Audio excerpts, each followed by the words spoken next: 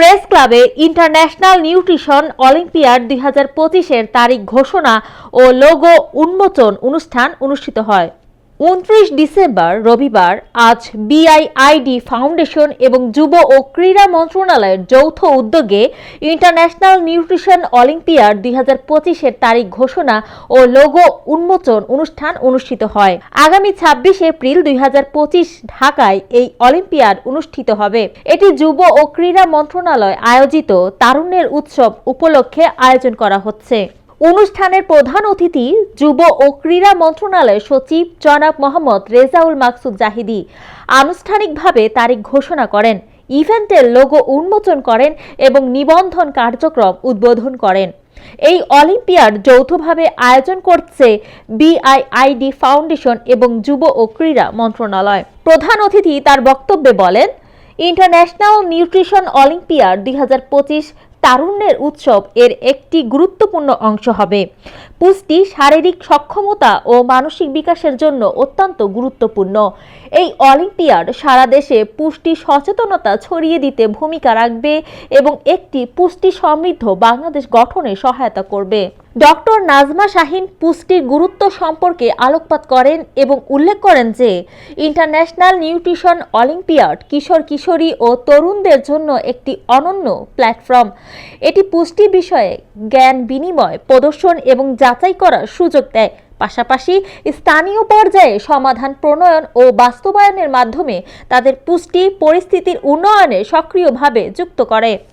বিআইআইডি ফাউন্ডেশনের সিইও মোহাম্মদ শহীদউদ্দিন আক্তার উল্লেখ করেন যে 2017 সালে বিআইআইডি ফাউন্ডেশনের উদ্যোগে যাত্রা শুরু করা ইন্টারন্যাশনাল নিউট্রিশন অলিম্পিয়াড কিশোর বান্ধব পুষ্টিনীতির পক্ষে জাতীয় এবং আন্তর্জাতিক পর্যায়ে একটি শক্তিশালী কণ্ঠস্বর হিসেবে কাজ করছে। অনুষ্ঠানে বাংলাদেশ সরকারের বিভিন্ন মন্ত্রণালয়ের প্রতিনিধি, বেসরকারি খাত এবং উন্নয়ন সংস্থার বিশিষ্ট অতিথিরা অংশগ্রহণ করেন। অনুষ্ঠানে আরও অতিথি ছিলেন ফাতিহা আয়াত, Mehedi Hasan Bappi, doctor Ali Afzal, ATM Saiful Islam, Rezaul Maksud Zahidi, professor Nazma Shahin প্রমুখ। আমি মনে করি যে এই নিউট্রিশন অলিম্পিয়াড এবং জিরো অলিম্পিয়াড কিন্তু দুইটাই খুবই ইন্টারকানেক্টেড এবং রিলেটেড, কারণ এই দুই অলিম্পিয়াডই কিন্তু চেষ্টা করছে যে আমাদের দেশের সকল তরুণদের কাছে একটি মেসেজ পৌঁছে দেওয়ার জন্য যে কিভাবে তারা আমাদের দেশকে এগিয়ে নিতে পারবে একসাথে as a United force and create a more sustainable way of living for tomorrow. Nutrition olympiad যেরকম ম্যাম বললেন, is not just about food or about nutrients or supplements, rather at the same time it's about a more sustainable way of living. Tara cyberbullying নিয়ে cover করেছে, ফুডের nutritious supplements নিয়ে cover করেছে, good health, hygiene, এরকম নানা ধরনের প্রোগ্রামসও cover করেছে, which aligns with the 17 SDGs set up by the United Nations in order to create a better way of living and a better world for tomorrow. So Zero Olympiad এর সাথে কি আমি মনে করি যে নিউট্রিশন অলিম্পিয়াড খুবই related and relevant, and যেহেতু Zero Olympiad is a topic that's very close to my heart, একই সাথে ইন্টারন্যাশনাল নিউট্রিশন অলিম্পিয়াডও কিন্তু আমার কাছে খুবই পার্সোনালি ইন্সপায়ারিং এন্ড মোটিভেটিং লাগছে। এই অলিম্পিয়াড, নিউট্রিশন অলিম্পিয়াডের সঙ্গে এখন থেকে আমি সম্পৃক্ত নই। একটা দীর্ঘ সময় 2019-20 সনে যখন শহীদউদ্দিন আকবর ভাই আইসিটিতে কাজ করতে গেছে, তখন উনি বললেন যে নিউট্রিশন অলিম্পিয়াড নামে এরকম একটা কিছু হয়। তখন আমি আইসিটি ডিভিশনের একটা প্রজেক্ট নিয়ে আমি কাজ করি, যেটা সারা দেশে আমরা ডিজিটাল ল্যাব স্থাপন করেছিলাম। তখন আমি একটা আইডিয়া আসলো যে এই ল্যাবগুলোকে কেন অ্যাক্টিভেট করার জন্য নিউট্রিশন ক্লাবকে আমরা এমপ্লয় করি না।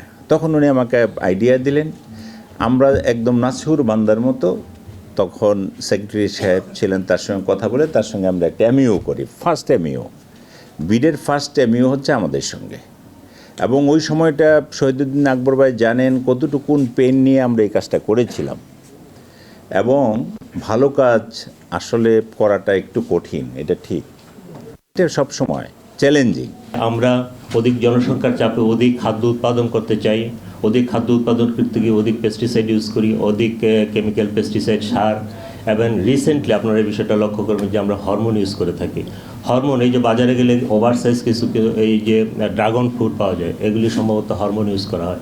এই হরমোনটা মানবদেহে যাওয়ার পর এটার পুষ্টি মানটা কতটুকু ডেটোরিয়েট করে বা কী, এই বিষয়টা কিন্তু কোনো রিসার্চ ফাইন্ডিং আমরা এখন পর্যন্ত পাইনি।